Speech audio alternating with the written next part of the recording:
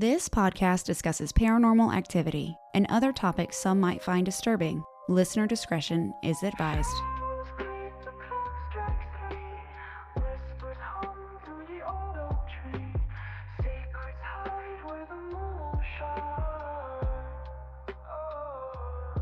Is it a chill or a ghostly breeze?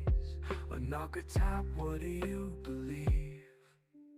Ghosts, gossip, gather around where the lost and the haunted are found. Ghosts, gossip, don't make a sound. Truth or tales, we'll dig it out. I am breaking in before my own podcast because I owe somebody a shout out. His name is Nathan. He's one of my youngest, probably the youngest listener that I have other than my daughters. Well, who am I kidding? They don't listen. But he goes to school with my girls, and he's had a tragically rough year. And through his pain and his own personal hardships, he has been a friend to not only my girls, but other people at the school. And I told my daughter that I'm going to give him a shout out because he has been wanting to meet me at the school, and he hasn't been able to yet for whatever reason. Can't wait to meet you, Nathan. But this shout out is for you. And it's also an apology to the middle school because I gave my daughter stickers, and I'm pretty sure they've ended up everywhere. And I apologize so much for that. I promise I told them do not put stickers on things. So sorry. If you need me to come scrape them off, I will. I apologize. Anyway, Nathan, thank you for being a listener. And thank you for being such a loyal friend to both my daughters. And I hope you have an amazing Halloween. And yeah, just thank you. All right, guys, to all my listeners, I love y'all. Oh, hi. It's Friday and I'm in your ear holes. It's not just Friday, though. We all know what day it is. It's Halloween. And you ghosts and you ghouls, well, you know what that means. I am here for you. The veil is thin and the lights are low. And tonight we are diving into some very spine-tingly stories. But I'm not facing these alone. Oh no, you know. You know I can't do this alone. Oh no. Today I am joined by M, the host of the Chillers and Thrillers podcast. And together, we are prepared to be scared a little bit silly. So grab your candy and light your candles. Double check to make sure that closet door is shut and check under your beds, everybody, because these listener tales might just keep you up tonight. I hope you enjoy. Hello, everybody. My name is Ashley. Hi, Ashley. My name's Em, and I'm the host of Chillers and Thrillers. And welcome to Ghost Gossip. Thank you so much for having me. Thank you for coming. I'm so glad we finally worked this out. Me too. I'm so excited. I really appreciate it. And I love your podcast. I love listening to your episodes. And when you have your husband on too, it's so funny. He's a lot. He really is a lot of fun. He hasn't learned how to talk into a microphone yet, but he's learning. Yeah. There you go. That's all you need. Just a 1% improvement every day. That's all I can ask for, right? Exactly. So we have a super special episode. We have some scary stories to share with our listeners. And it's so nice to be able to do these listener-submitted real-life stories with somebody other than just ourselves. So I'm excited. Yeah, definitely. I'm very excited too. I love doing the podcast, but I always want to see people's reaction when I read, like, if it's this particularly like creepy story that got me. So I always end up bugging my mom or my sister, like, did you hear it? Tell me what you thought. Were you scared? How did I sound? Was it good? Yeah, I get it. Well, just for my own sake, how did you get into the spooky and the scary stories? I've always loved scary stories. Since I was a kid, I was like, the stereotypical, like, creepy little girl who, believes in ghosts and stuff. And growing up in Canada in the 90s, Are You Afraid of the Dark was huge because it was filmed here. So it was like very, very popular. And then I would also, my mom was a cleaning lady and she would commute to different parts of the city. And we would take the subway with her if it was like days off school and stuff. And I would just ask her to tell me creepy stories. And I think it's just, like ingrained in my childhood, just listening to ghost stories from family members because my parents always believed it. So there was no skepticism. And that grew into obsessively reading Goosebumps, Christopher Pike, Fear Street, watching all the spooky stuff.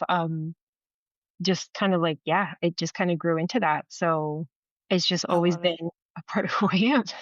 I love it. And you are Hispanic, Latina. Latina, yeah, my family's from Yeah. Brazil. I was born in Brazil, so very strong connection there with just spirituality as a Yeah. whole. Either it's Brazil in particular is super interesting because it's such a mix of different ethnic groups. You know, Mhm. there's a huge African slave trade, so there's very strong African influence.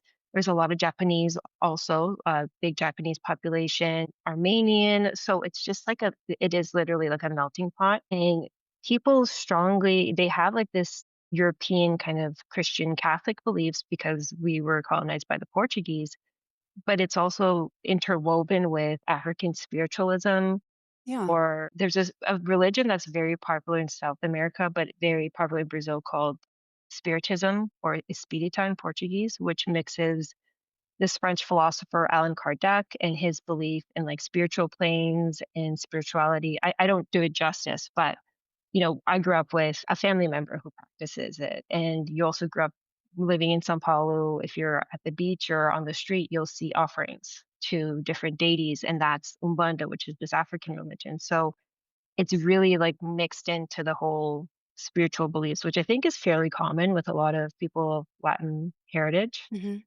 Yeah. Yeah. I'm Puerto Rican, so Oh, so you get it. I get it. Yeah. Born and raised Catholic, very spiritual. If any when I was growing up and I'd have experiences, my mom, it wasn't like, "Oh, don't talk about that." It was, "Okay." It's like, Exactly.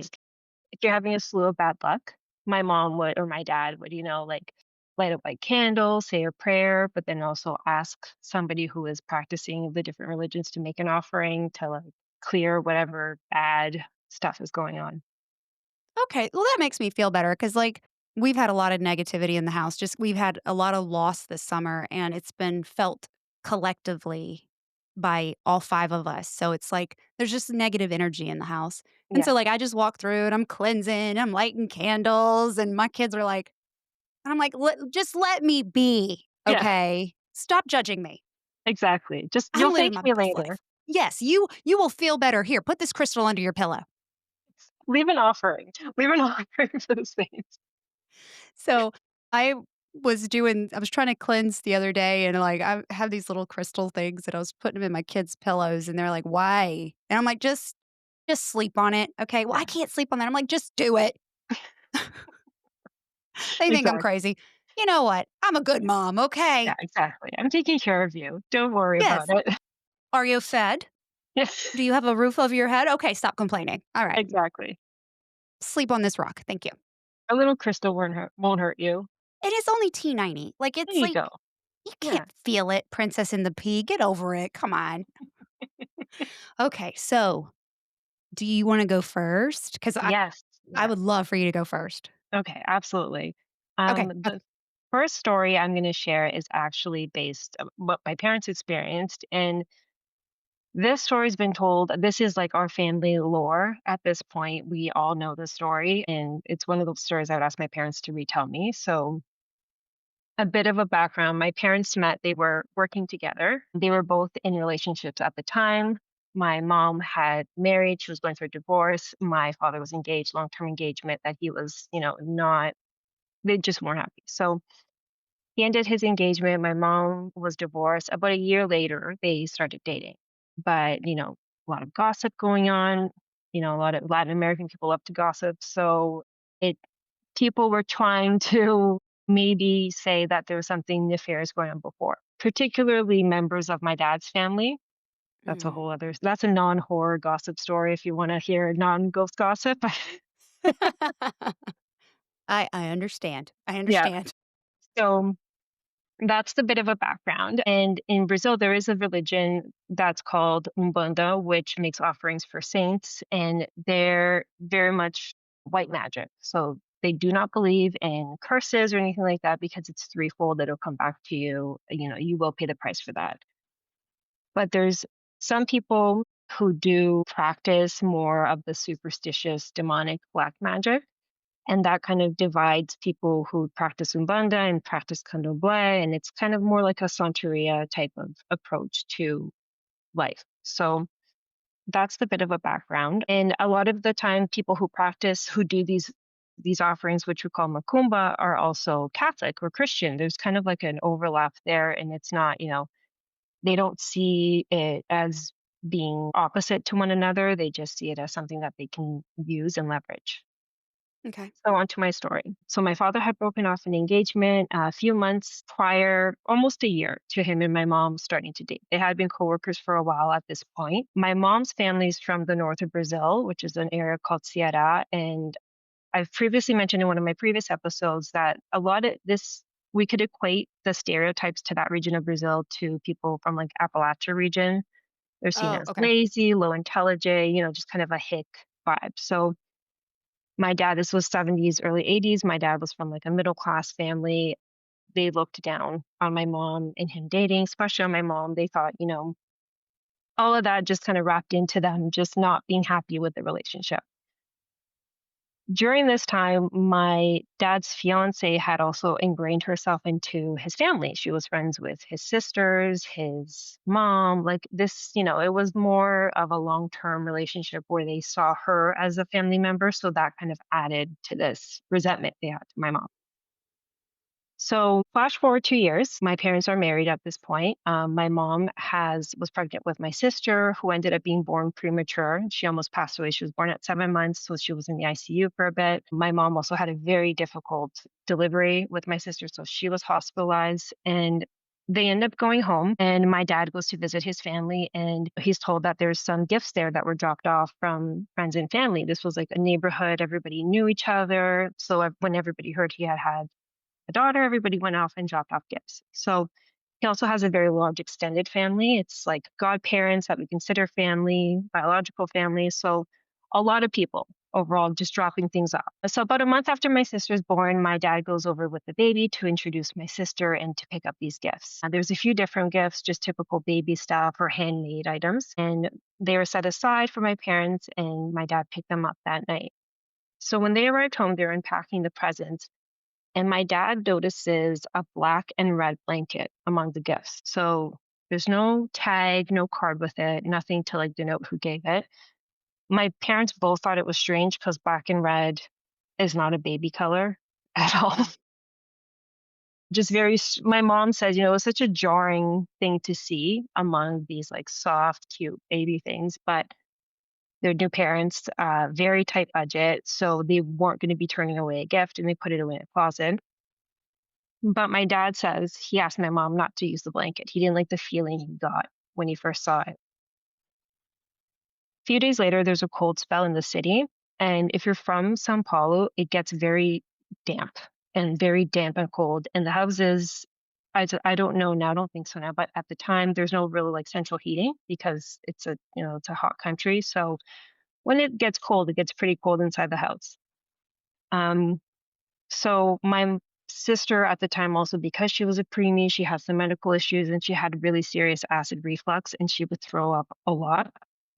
And on this day, she had to put up on almost all her clothes and blankets. And same thing at the time. And because of my parents' budget, they didn't have the money for a washing machine. So everything was hand washed and hung up to dry. So out of complete desperation, my mom ends up using the red and black blanket while she waited for the clothes to dry. And my mom says, whenever I would wrap her in this blanket or put the blanket near her, she would cry, just like hysterically cry. And initially, I thought maybe the material was a bit rough on her skin. So I rubbed it on my face, rubbed it on just to make sure it wasn't prickly. And it was soft. There's nothing there. There wasn't like a smell that was maybe overwhelming for a baby, nothing like that. So my mom had a bad feeling about the blanket, but since everything else had been hung up to dry, they weren't dry yet. And she didn't want the baby to go cold, especially because she's such a medical scenario with her being born premature. So this went on for hours, and my sister would cry and couldn't be consoled. But the minute my mom would take the blanket away, she would stop. So my dad comes home late that night, and my mom told him about the blanket and how my sister had been crying all day. and she ended up out of desperation just wrapping the baby in sweaters to keep her warm. My dad instinctively knew the blanket was to blame. He got a bad feeling the moment he saw it, and he didn't think it was a coincidence that my sister would not stop crying when the blanket was on her or near her. And he knew he had to destroy the blanket. So that night, he took the blanket to a drainage ditch behind the house, threw alcohol on it, and set it on fire. He said, I stood there until the fire went out, and I knew the blanket was destroyed. Whatever was going on with it, I knew I had to ruin it. My dad called his sisters and asked if they knew who had gifted the blanket. Since it was so distinct, it should have been easy to tell who gifted it. No one knows for sure, but one of the family members that wished to be anonymous strongly believed it was a gift from his ex fiancee. Mm-hmm. So, flash forward now to many years later, my father's family has accepted my mom. And when we lived in Brazil, we would frequently have Sunday lunches with my dad's extended family. Once, one of my father's cousin, who had been friends with his ex fiancee, spoke to my mom and told her that the ex fiancee found out when he was engaged to my mom, she sold her car and paid for someone high up in Umbanda to put a curse on my mom and her lineage. As long as my mom was with my father, she would suffer. So my mom doesn't think it's a coincidence. She suffered so much during the pregnancy, almost died during childbirth, and my sister was born premature with so many medical issues. And it's definitely not a coincidence that the blanket was red and black, because as my mom told me this, there's two distinct parts of Umbanda. There's Umbanda, and then there's something called Kimbanda, which is more of the dark magic, black magic. They believe that nothing is without cost outside of a financial realm. So a Kumba will only last a certain amount of time, and then the energy will return to the person who ordered it. And in my research, I could be wrong, but the research that I did, the red and black is strongly affiliated with Kimbanda and one of their kind of gods that they pray to, who is more of the negative guy. So it's definitely not a coincidence. And that, that's kind of marked my family for decades. Is it still going on? It hasn't returned to sender yet? We don't know. So the last I knew about this woman is that she never married, she never had kids, and she's still, she's still hanging out. But Hmm. Hmm. Destined to be a miserable bitch the rest of her life.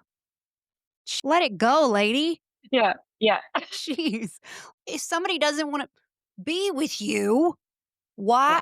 yeah, Okay, sorry. Ugh, yeah, the moment you said there was no tag, I was like, that came from that heifer. yeah. God. How's your sister now? Is she good now? She's good. Yeah, she's good Okay. now. She's Well, that's good. kids. Everything's going great. Knock on wood. But yeah, And your mom healthy? yeah. Well, good. So yeah, Golly. I think that was it. My word. People Yeah, be crazy.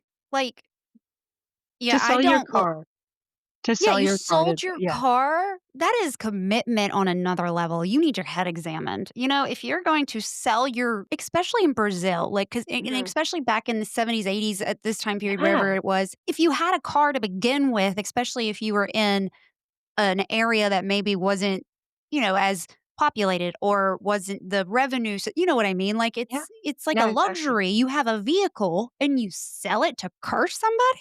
Yeah, That's commitment. Horrible commitment.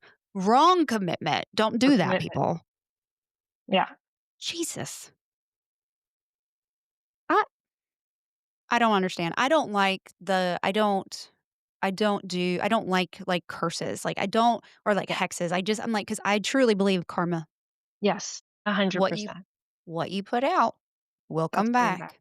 Absolutely, I completely agree, and that's why a lot of people I know in Brazil who practices, they strongly, they steer clear of that because Mhm. you're paying for it one way or another, Oh yeah. and you don't want to deal with that. No, it's not worth it because pain is temporary. Yeah, Like it might hurt in the moment, but zoom out, and yeah, in a few years, it's gonna I mean, in the grand scheme of life, yeah, it's not gonna be that long. exactly. Time heals all. That's what I tell my daughters, like, all the time. Don't make permanent decisions off of temporary feelings. Yes. Don't sell your car to curse an ex, Yeah, okay? It's gonna be a new life lesson I teach all my Exactly. children. Yeah, that's a great They're gonna one. be like, "First it's the crystals, and now you're telling us don't sell a car. We can't even drive." Yeah, well, keep in mind when you do drive. When you get older, just trust me. Sorry. I was listening to your trailer for your podcast, and it was you Or said something like, with, like, no, comedy, comedy or something, and I was sensible, like, or yeah. "Uh-oh." But that's why I love your podcast, and I love other podcasts where there is comedy, where you can really tell, like, the personality behind the person telling it. I love that. For me, Okay, I want good. it to be kind of like the Rod Serling of, like, the Twilight Zone, where he does the intro and then it's like he's just this nondescript man in a suit smoking a Right. cigarette who does your intro, and that's like the vibe I want it to go for. But I I love love it. comedy and paranormal. I love it, and I try it's funny because, like, my husband, when he first started doing this with me, he was like I'm like, "Light loosen up, like, it's okay to crack a joke." "Well, I don't feel like I could joke about stuff like this." I'm like, They're dead. "Well, yeah," and it's like, it's okay, like, it's not like we're making fun of anything, like, Yes, it's exactly. okay. Okay, okay. I love that. I mean, I don't love it for your mom, but I love the story. Okay, so this is from one of my listeners, and her name is Melissa, and she has a lot of stories. She has a lot of stories, and this one gave me chills. So, okay. Perfect. I've always been able to see and feel things. I never thought much about it. I just assumed it was normal. Recently, I found out that my mom and her sister sense things too. I personally believe it's because their dad and his family were part Cherokee. The first really scary experience happened when I was 18, just before I got married to my first husband. We had found a duplex through a leasing office and somehow got in with no down payment.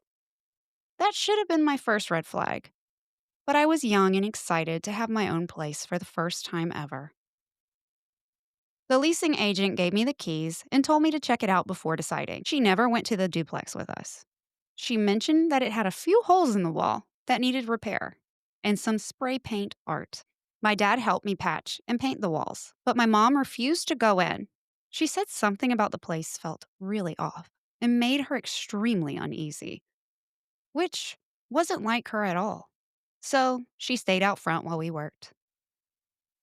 A couple weeks later, we got married and moved in. Both of us worked night shifts. One night, I got a ride home from a coworker, and as we pulled up, every single light in the house was flickering on and off. The TV was flipping through the channels on its own. We looked at each other, and we both knew this house wasn't just occupied by me and my husband. My coworker came inside with me, and the moment we stepped through the door, everything stopped.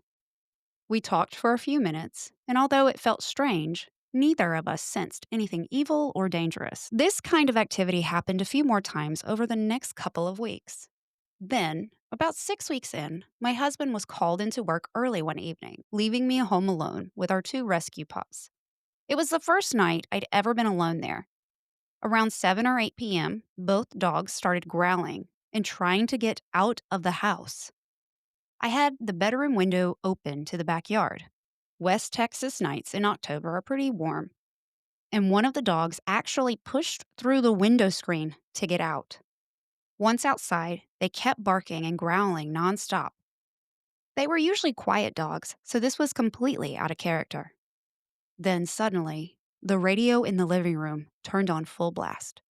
The kitchen cabinets and drawers started slamming open and shut, and the dishes began flying against the dining room and living room walls. I bolted to the bedroom, planning to escape through the side door, but I'd left my keys in the room. As soon as I grabbed them, the bedroom door slammed shut behind me, and I couldn't get out. It was 1995, so I didn't have a cell phone, but thankfully, there was a landline in the room. I called my mom, terrified, and told her to come get me. She arrived quickly, came inside, and yelled, "That's enough." Instantly, everything stopped. The bedroom door unlocked on its own. Some of the cabinets and drawers were still open, some closed, but everything was still again. What's even stranger is both the TV and the radio had been unplugged, and neither had batteries. I'd unplugged them after the earlier incidents. I took my dogs and went straight into my parents' house. I never stepped foot in that side of the duplex again. My dad and my husband went back later with a trailer to move everything out. My husband never believed me, of course. A few weeks later, the woman from the leasing office called and said she planned to take us to court because the holes in the spray paint were still there. That didn't make sense. We'd fixed everything. So I started digging into the address. I found out that, a few years earlier, rival gang members had been shot in the park and parking lot right across the street from the property, and at least 3 people had died inside that very house. It wasn't converted into a duplex until a couple years later. I eventually went back and spoke to the woman who lived on the other side. She worked nights as a guard at the prison new hospital unit, so she wasn't home much either, but she knew about what had happened. She told me she regularly used sage and black salt to cleanse her space. Years later, after my divorce, I drove by again, and the duplex had been torn down. Ugh. Wow, Ugh. that's terrifying. Gah.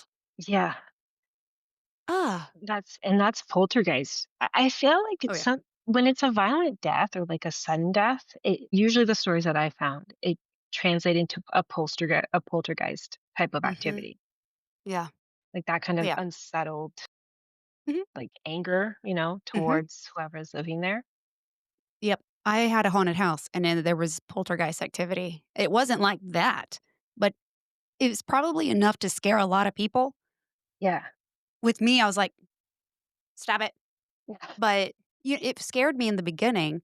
It's unsettling, but nothing like that. I mean, doors start yeah. opening and slamming, and you get locked in, and, I mean, Ugh, that's another level. it is. That gives me chills. Me too. Yeesh. Yeah. Ugh. We lived in an apartment in Toronto all throughout high school, and it was a building, I think it had been built sometime in the '70s, like late '70s, so just, like, very, like, typical, concrete building, Mhm. and there was some strange going-ons in our unit. Nothing poltergeisty, but, like, Right. smells. Like, and my mom's a big thrift shopper, so we don't know if it was the apartment or an item that she bought, but just, like, there would be one spot where it would smell so strong of, like, dog feces, and it was a chair, and I tore it apart, like, looking to see where this smell was coming from, and I could never find it, and one time she bought this old China doll at Goodwill, and it was right by an air vent, and I had been in my room doing, like, just on the computer, being a teenager, and my mom and my sister call me into the living room, and they're like, "What's so funny?" I'm like, "What do you mean?" Like, "What's so funny? We keep hearing you laugh." And they thought it was coming from the vent. Like, "We keep hearing you laugh. What's so funny?" I'm like, "I'm not laughing. Like, I'm just watching videos." And it was where the little doll was. And they said it sounded like a little girl laughing. And I I had like very high pitched voice as a kid. So my mom threw the doll away because we assumed it had something to do. It was like the doll was right against the wall with the air vent. So Ugh. yeah, Dolls. the one Dolls you well freak you me just out. had you just had the episode with Tracy dolls. So oh She is officially at 99 dolls now. my gosh, I I'm not here to ruin anybody's whatever, I fully yeah, support all my friends. You do you. You're not hurting anybody, you do you. I can't have them in my house. I'm too sensitive. I can't do it. I absolutely can't not. do it. No way, no way. Okay. It's too Ooh. much. Ooh, yeah. My mom has these porcelain dolls that she has had since we were little, and she keeps saying, "Who's gonna get them when I die?" And we're like, Not me. "Donate them. I'm good." Yeah. Yeah, exactly. Speaking a bit of dolls and creepy girls and all that stuff, my next story is called "The Little Girl Who Wasn't," and this was Ooh. submitted to so before I started the podcast, I loved reading obviously Reddit and like message board, company, all these like spooky story stuff. And this one was submitted a while by a user named Lady Sparrow, and I kept this because the story just creeped me out so much that I wanted to read it on the podcast one day. So this was part of my Halloween special in season 3, and I figured you would probably appreciate this. So, Yay. yeah. So the little girl who wasn't. I lived in a house from hell for 4 years. from age 11 to almost 16. There was constantly something happening, doors flying open and shut, voices, footsteps. Nothing ever stayed where you put it. I was alone there a lot because both my parents worked and I was constantly terrified. One of the most gut level disturbing things, though, was the little girl in my bathroom. Every time I walked past my bathroom door, which was constantly since it was right next to my bedroom, I saw a little girl with blonde curled hair and a rose colored dress. She just stood there, staring, looking like a photograph from 1905. I started keeping the door closed so I could walk by without seeing her, but she was always there when I opened it. Once I stepped in past her, I couldn't see her anymore, but I could feel her. She scared me, but I felt sorry for her because she was trapped there, just like me, but probably forever. As the years went by and things in the house continued to get worse, she started seeming darker. I started feeling like she wasn't really a little girl. I knew there was something ugly in the house, and I felt like it was presenting this sympathetic image to me. Then I started thinking I was completely losing my mind. One day when I was 14, I had a friend come from out of town stay with me for a week. I hadn't told her anything whatsoever about the house because I didn't think she would come if I did. Right after she got there, we were sitting in my room and she left to go to the bathroom. About a minute later, she walked past with a puzzled look on her face and said, "So there's a little girl in your bathroom." "Yeah," I said, "she hangs out in there. Blonde hair, curls, pink dress." My friend went, "Yeah. You know that's not a little girl, don't you?" I almost threw up. I was so relieved and terrified and excited and ready to run out of the house screaming. She wouldn't use my bathroom for the rest of the week, and I started using it as little as possible. Eventually, we moved out, and I could not have been happier. I distanced myself from it mentally as much as I could. Then, when I was 18, I took another friend on a road trip to pack up a few things.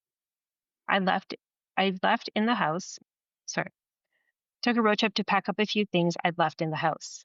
My parents hadn't managed to sell it and wouldn't be able to sell it for 5 more years. The minute we got on the property, my friend seemed uncomfortable. When we came around the bend in the long, steep driveway, he went completely white. I could tell something was wrong, but he insisted he was okay, so we got to work.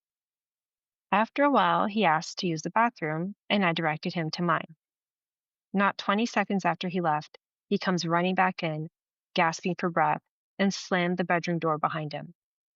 He started babbling about a little blonde girl who really isn't a little girl.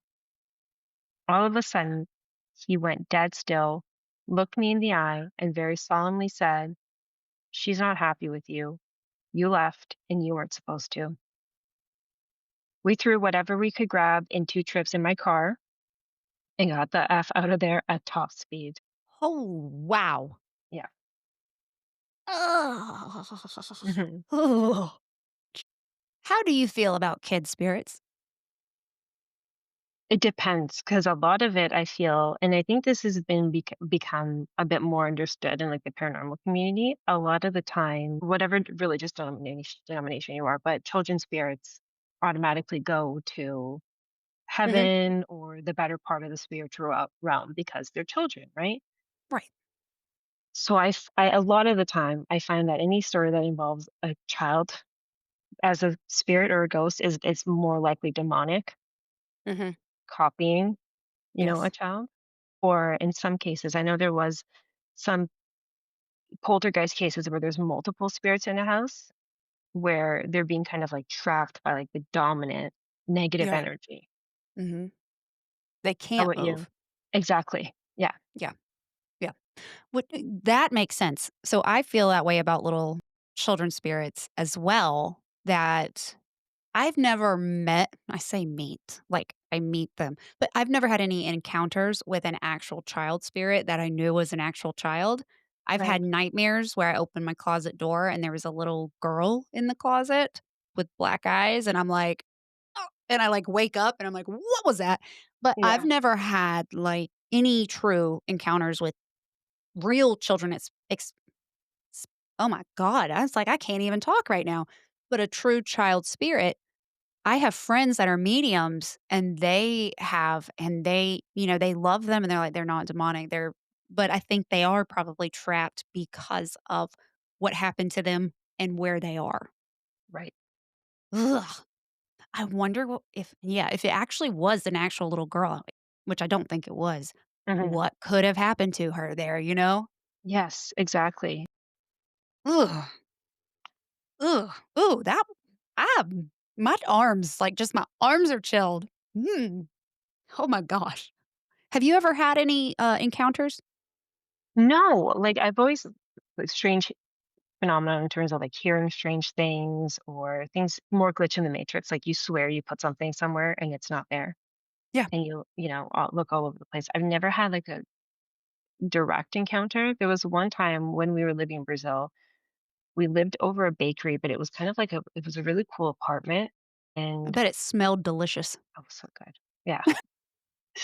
But I woke up in the middle of the night, and I have 2 older sisters and my mom and my dad, and I woke up to use the bathroom, which was right next to my room, but you had a view from the bathroom down the hall, which would that lead to the door that was my parents' room, and I was in the bathroom, and I heard a man's name calling me, but my nickname, my name's shortened, so my name starts with an M and the second letter is A, so he was calling me Ma, which is a very common, like, shortened nickname for my full name. And it was not my dad's voice. I know my dad's voice, and my dad snores very loudly, so I could hear him snoring under the person calling my name. They called me about 3 times, and I stayed in the bathroom for almost 2 hours. I can yeah, I can leave. Oh my gosh. Yeah, Was it like 3 in the morning?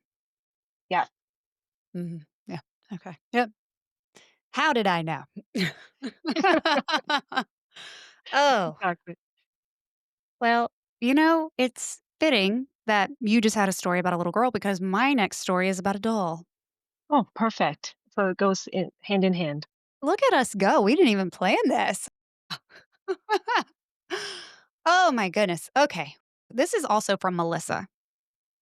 She has so many stories. So it's funny because I have a ton of stories. And I have so many where it's like, people probably think I'm insane. Like, I am Yes. just living in my own little world because I have so many, but they are completely genuine. That's why I love the paranormal community and the podcast, the paranormal horror community so much Yeah. because we all, like, believe in one another and Yes. And it's there's no having to deal with that kind of no.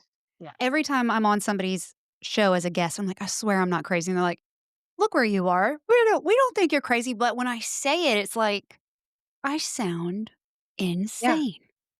Mhm. Yeah. Okay. All right. So, Melissa's second story.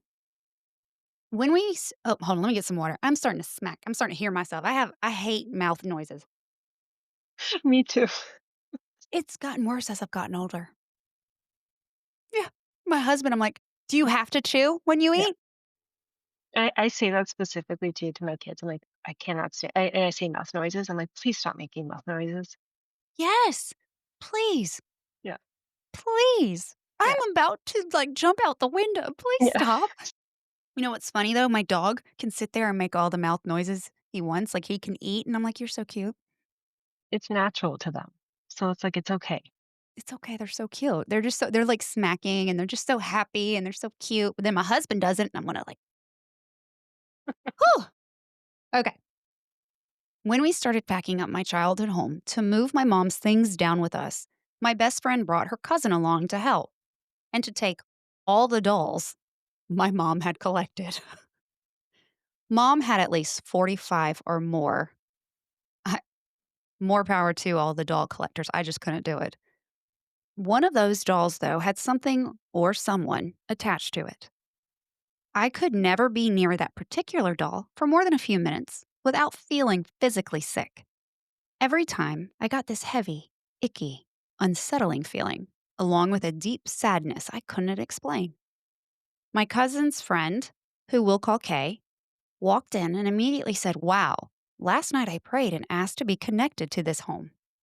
That stopped me in my tracks because she had never been to our house before. She lived 3 hours away in another state. Kay said she had seen a young girl about 10 years old coming and going through my mom's house ever since my dad passed away in July 2015. She said she could feel my mom's sadness and had even seen the little girl watching over her. My mom, who has dementia, used to tell me the same thing, that there was a little girl who would look at my dad's pictures, sit near the TV, and even share popcorn or ice cream with her. Mom's always been sensitive to spirits. She could see, hear, smell, and even talk to them. I'm a little different. I tend to see them in different ways, like my dreams, and I can communicate with them that way. And I sometimes catch glimpses while awake. They don't appear as solid people to me, not like they do for my mom. Anyway, Kay said the little girl was attached to one of Mom's porcelain dolls, a doll my mom had found somewhere and brought home years ago. The spirit connected to it felt dark at first, but not evil. It seemed like she only wanted to scare people away to protect the home and my mom. By that time, my mom had already been living with us in Tennessee since 2020. Kay said that the night before coming over, she dreamt of the little girl walking into the house from the backyard, though in her dream, the layout of the room was flipped. When Kay saw the doll in person, she said, "Its name is Gala." But she also felt this deep, heavy darkness and fear around it. Still, she believed the little spirit wasn't truly bad, just lonely. Kay asked us to leave her alone with the doll for about 30 minutes. When she came out, Kay told us she didn't think Gala had ever been human. She couldn't quite tell what she was, but she felt Gala simply needed a purpose, a job. The doll spirit wanted to help and protect my mom's home. Kay decided to take the doll home with her. Now, Gala sits on her shelf by Kay's front door, and every time someone walks in, the doll greets them. Kay talks to her all the time. As for the rest of the dolls, Kay donated them to young girls in her town and church. Some of those little girls had never had a doll before, so they were thrilled. I've always had a big fear of dolls, and my mom's house was always full of them. Hold up. She gave haunted dolls to little girls at church? I was gonna say, Ma'am, ma'am, I think that's a conflict of interest. yeah, you gotta rethink your priorities a little bit there. Like, you could have sold them on eBay, Yeah, yeah, exactly. or given them away on Marketplace. I don't Yeah, know. Gosh. I, you know, I know she doesn't know, but it makes me wonder. I wonder if any of those little girls were able to be like, "Ooh, I have a haunted doll." Or you know what I mean? Like, eventually, yeah, like, "I yeah, wonder if this doll is haunted." Like, yeah. Is I there something wonder. funky going on? And it's this doll. Yeah, Mm-mm. she's a lot braver than I would ever be You got to that keep right. I'm to not keep taking the doll. anything home. Yeah, no way, It absolutely needs a not. job. Well, you know what? I am not a temporary agency. Exactly. No. And especially she doesn't think it's ever been human, then what is it? But what is it? Exactly. I was on somebody's podcast, Seance with my siblings, and she was like, "Yeah, we have an entity. It's never been human in our back room." And I'm like, "Whoa, you can't just drop that on me." And like, you just still live there? Like I Absolutely had a not. ghost. I had a ghost who was a person. And I mean, I had a 2.5 interest rate. I wasn't going anywhere, until I got better interest rates. But you have an entity that's just chilling in your back room. That's not for me. No, it's not. She just dropped that on me. That was so casual. Yeah, not no thank you. That is Yep. not for me. Yeah, Yep. Yep. Not me neither. Me neither. no. Me neither. So my last story of today is actually one that I read in my first Halloween special. So in season one, I so growing up in Ontario, I grew up in Toronto though, so I never really went camping or to trails, but it's a huge part of Canadian culture overall. It's just hiking, camping. That's Yeah. just because we have so much land and beautiful nature and scenery. So my first Halloween special was an hour of outdoor scary stories. This one just creeped me out so much because, well, I'll read it first and then we can discuss. So Okay. Okay. this one is called The Man on the Trail, and it was submitted by user Anacoanitis or Anaconosis. My wife and I are avid backpackers, and we try to put down at least one 20 to 30 mile weekend trip every month with our ultralight gear. We're fairly experienced at this point and have had numerous semi dangerous encounters with wildlife and other wilderness hazards. We don't get shook easily. We're hiking a ridgeline trail in the late afternoon, planning to take a turn and head down into a drainage to camp near water before it gets dark. We've put down 10 plus miles that day and we're fairly beat, looking forward to setting up camp and getting dinner going.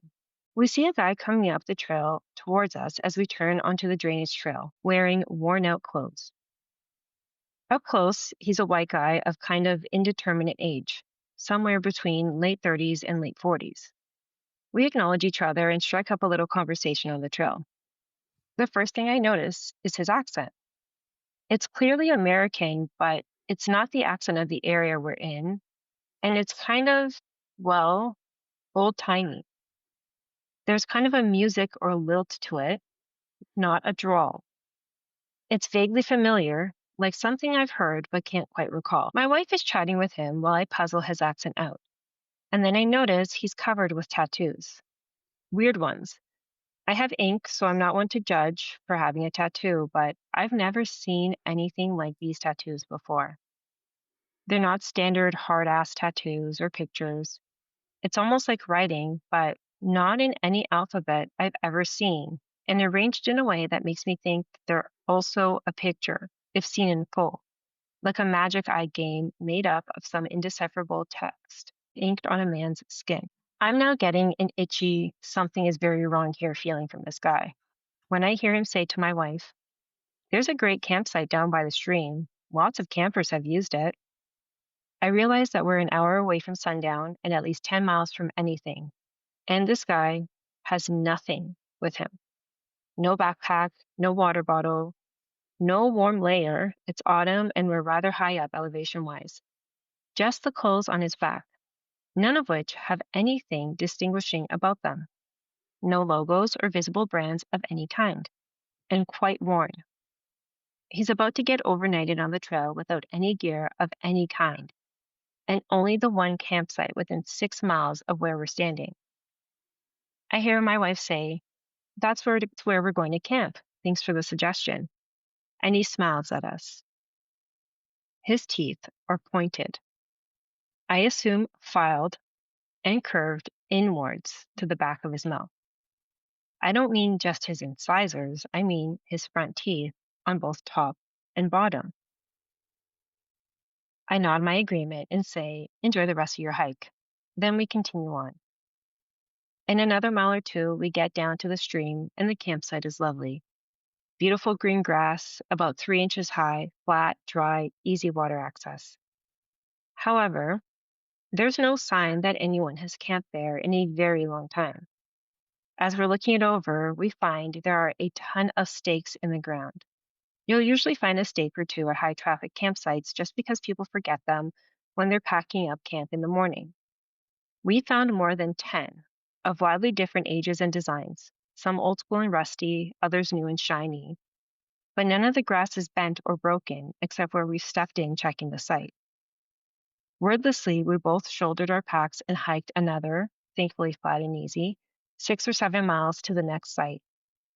I'm neither spiritual nor superstitious, and I've never had any other experience that filled me with a sense of unexplainable fear or impending doom the way this one was. This was in West Virginia. Mm, I don't like that. Mm-mm. I don't like that at all. And, the teeth, Yeah. The teeth teeth in the pictures is what makes me think it's something of not, the land. yeah, exactly. That's a perfect way to put it. Ugh. I don't know much about I have my best friend's from West Virginia. I don't know much about West Virginia. I'm gonna have to ask her Yeah. if she knows of anything like lore of maybe not not skinwalkers, but some Yeah. type of entity that is land-based up there. Yeah. Because that would be Ugh. interesting. Oh, boy. That made me feel icky, and it's so funny because when you said the word itch right before you said it, I started to itch. Start to- Yeah, I'm like right here started to itch, and then you said itch, and I'm like, "Meh, Yeah. ah." And you get that feeling of like, when the realization hits, Uh-huh. Yeah, that it's this turned isn't to. right. Yeah. Oh, okay. I have one more story, and this takes place in a cabin near Gatlinburg, Tennessee. The cabin was near Route 321 in a club community. It wasn't far from the entrance of the neighborhood, tucked up behind a tennis court at the end of the long, private, secluded driveway. No one would ever know you were there. You'd almost forget that down below the hill was a club and sports area. The view of the house when you arrived was surrounded by dense forest, with giant boulders stacked like a retaining wall to keep the hill from sliding onto the driveway. Everything, the trees, ground, driveway, and even boulders, were covered in green moss. Behind the house was a gravel path that curved up the mountain a little way. There was no one around, just the sound of the quiet forest. Almost too quiet. Approaching the rental, it felt like eyes were on us. It was unsettling.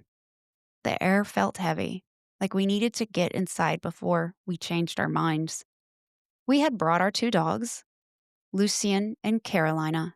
As soon as we let them out of the car, they immediately went into protection mode, ears back, noses high, tail straight.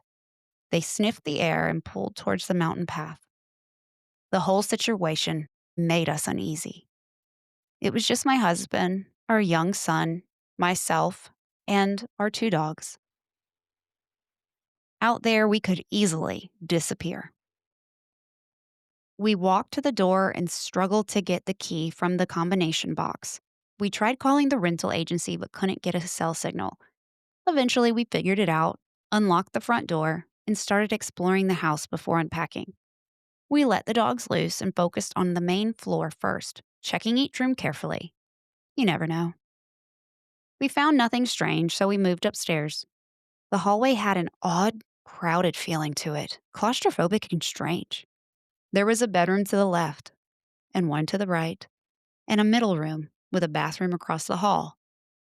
At the farthest end, there was another bedroom. That last room was painted red, with red curtains to match. It felt off. The air was heavy, and the smell was musty. The curtains were blackout style, keeping out all the light. The energy in that room made me feel like someone was there. I didn't want to stay in it, and I definitely didn't want my 7-year-old anywhere near it. The middle bedroom was even stranger. It was decorated for a child, but had an uncomfortable, unsettling feeling about it. My son did not like it. The bedroom closest to the stairs was larger, a master suite with a fireplace, sitting area, large bathroom, and sauna. But that room too smelled musty, with a strong scent of smoke from the fireplace. Even with bright colors and big windows, it had a dark undertone. The bathroom and sauna gave off the creepiest energy of all. None of us wanted to stay upstairs, and the dogs refused to come up there with us.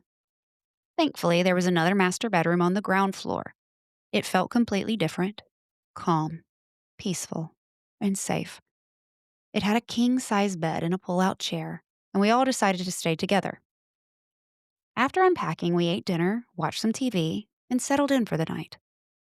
When we took the dogs outside, the forest was unnervingly quiet. Then we went to bed.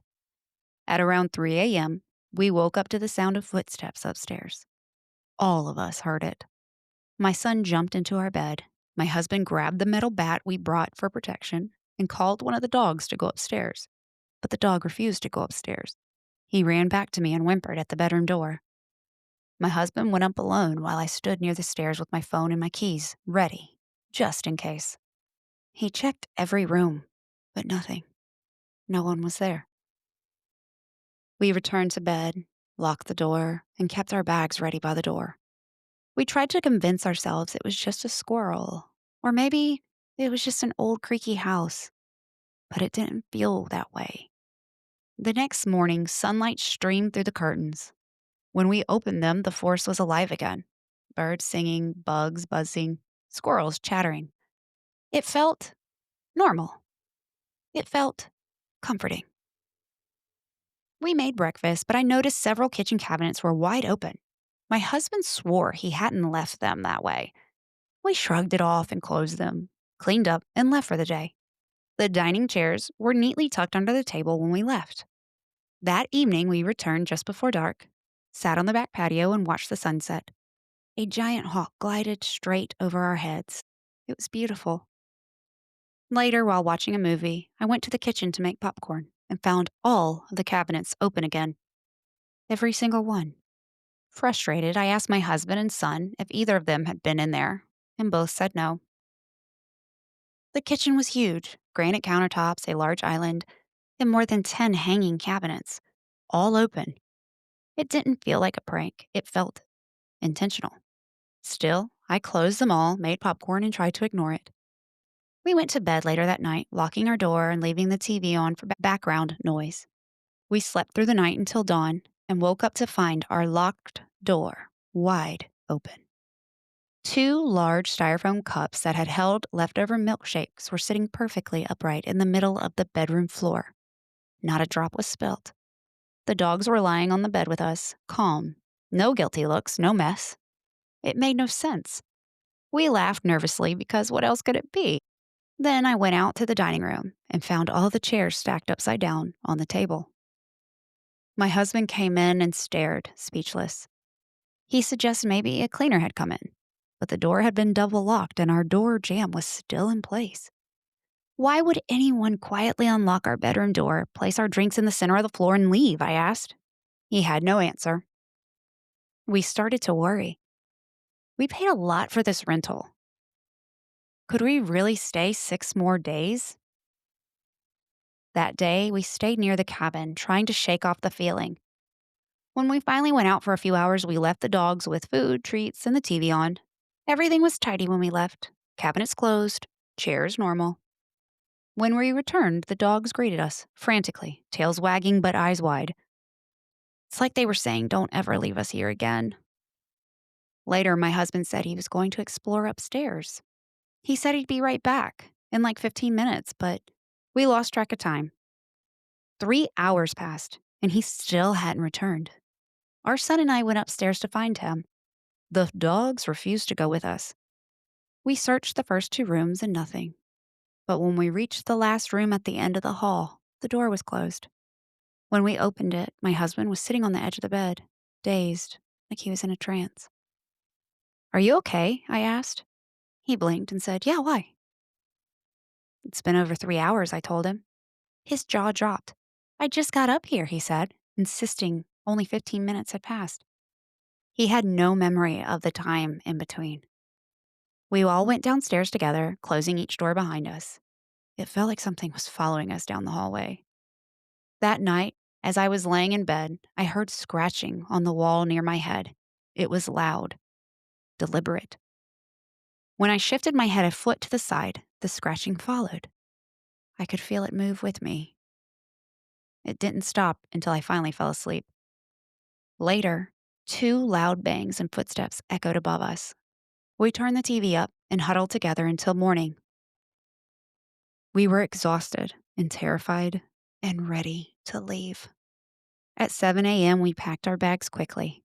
In the living room, all the chairs were stacked upside down again, and in the kitchen, every cabinet was open. We didn't even change out of our pajamas. We loaded the car as fast as possible. My son stayed inside the SUV with my husband. He was too scared to go back in. As I walked the dogs the last time, I glanced up at the second floor windows. The curtains had been closed the night before. Now they were wide open. I loaded the dogs, grabbed our remaining things, whispered a prayer that nothing would follow us home, and drove away. Didn't breathe easy until we passed through the gates. Reflecting on that night, the one where I found my husband in a trance still gives me chills. It really shook him. He couldn't explain the missing time and barely slept the weeks after. The cabin is still available for rent. I won't say who manages it or what it's called. Just be careful if you ever stay in a cabin up on a private driveway not far from Route 321. Thanks for sharing my story. Night Vision Files. Well, thank you so much for coming on. Those were Yeah. amazing. Oh, I'm so glad you like them. I'm so Yes. happy I could share them and see your reaction as I read them. I'm expressive, so I hope you enjoyed this. Yes, very much. Well, thank you so And much, thank you Em. for your stories as well. I'm so excited to include them in the Halloween special, and I'd love to do this again. I love your podcast so much, so this was awesome. Likewise, and I'm so blessed. I'm so thank you for reaching out to me, and I appreciate you and your patience because it took forever, but we got it figured We got it. out. It's that Scorpio energy. We got it. You got that right. Yeah, We're persistent. exactly. You can't stop us. Unless we just don't wanna do it anymore. That's right. Exactly. And Yeah. then once we're done, we're done. Yeah. Well, thank Well, you I'll so reach out much. to you when I have some more scary stories, and then Okay. we can do this We will again. do it again. Yeah. All Perfect. right. Thank you so much. It was Thank great meeting you. you. Guys, thank you so much for listening to this wonderful bonus episode for you on Halloween. These stories, oh, I love them so much. If you have stories that you want to share, please send them to me. You can send me all your ghost gossip at ghostgossip247@gmail.com. I have a Patreon. You can join for free. I'm going to have a lot of bonus content there. Go check it out. Patreon.com/ghost gossip. I don't know. You'll find me there somewhere. Just check out the show notes. I will have it linked there. Easy peasy. Click, click, click. I also have merch. Check out the merch store. And you can follow me on TikTok, Instagram, Facebook, all the things. Come and hang out with me. Come and tell me your stories. Come and, just, I love meeting listeners. It's such a pleasure. I'm always surprised that people listen. So thank you so much for listening. And until next time, they'll see you later. Bye, y'all.